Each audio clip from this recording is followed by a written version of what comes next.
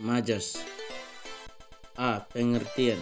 Majas disebut juga bahasa kias atau gaya bahasa, yaitu penyimpangan dari bahasa yang biasa yang digunakan untuk meningkatkan efek dan menimbulkan konotasi tertentu.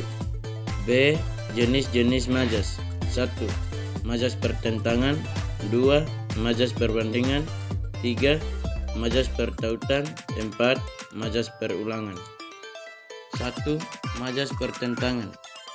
Majas yang mengandung pertentangan antara yang dinyatakan dengan yang sesungguhnya. A. Hiperbola.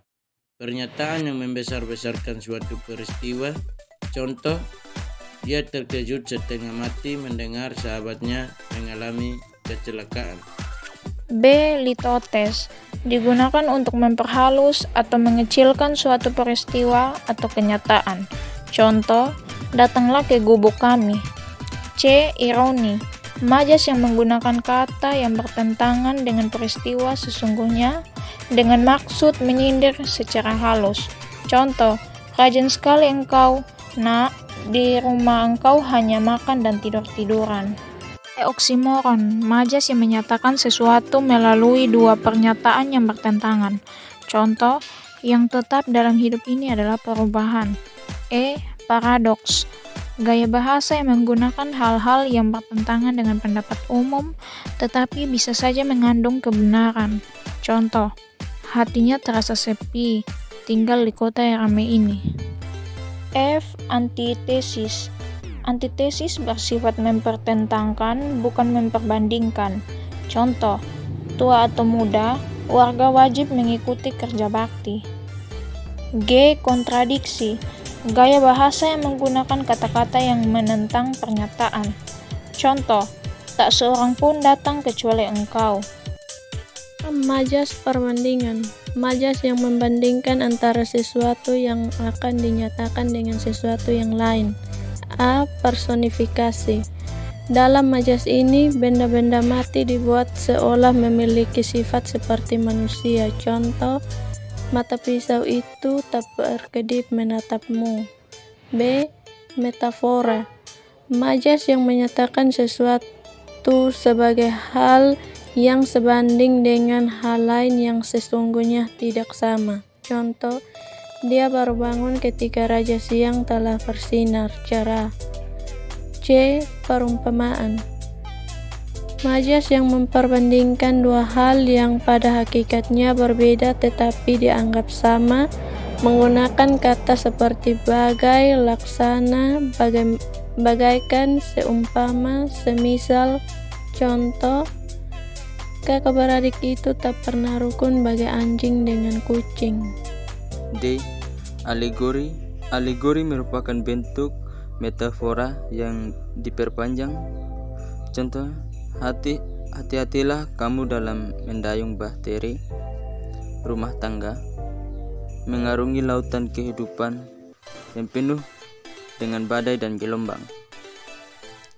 3. Majas pertautan.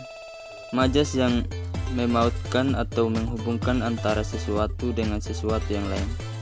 A. Metonomia.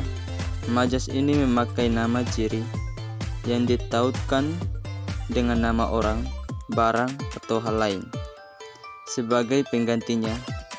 Contoh, ia naik Garuda ke Jakarta. B. Sinekdok. Sinekdok ada yang pars pro toto, merupakan penyebutan sebagian untuk menyatakan keseluruhan. Ada juga totem pro parte, merupakan penyebutan seluruhnya untuk menyatakan sebagian. Contoh, puluhan ekor ayam mati karena flu burung, atau pars pro toto. Indonesia berhasil merebut juara 1 Olimpiade Fisika atau totem pro parte. C. Eufemisme merupakan pemakaian ungkapan agar menyatakan menjadi lebih halus. Contoh, Ali adalah anak yang tidak mampu. D. Alusio. Majas yang merujuk pada tokoh atau peristiwa yang sudah diketahui bersama. Contoh, sekarang banyak edit tansil di sini. Elipsis merupakan majas yang menghilangkan salah satu unsur penting dalam kalimat lengkap. Contoh, Tony dan Tata ke Singapura. Penghilangan unsur predikat pergi. F. Inversi. Inversi adalah majas yang di dalamnya terdapat pengubahan susunan kalimat. Contoh, malam ini sepi menjadi sepi malam ini. 4. Majas perulangan. A. Aliterasi, majas yang mempunyai bunyi yang sama. Contoh, lelaki tua putra Madura. B. Repetisi, majas yang mengulang kata-kata sebagai penegasan yang dalam kalimat yang sama.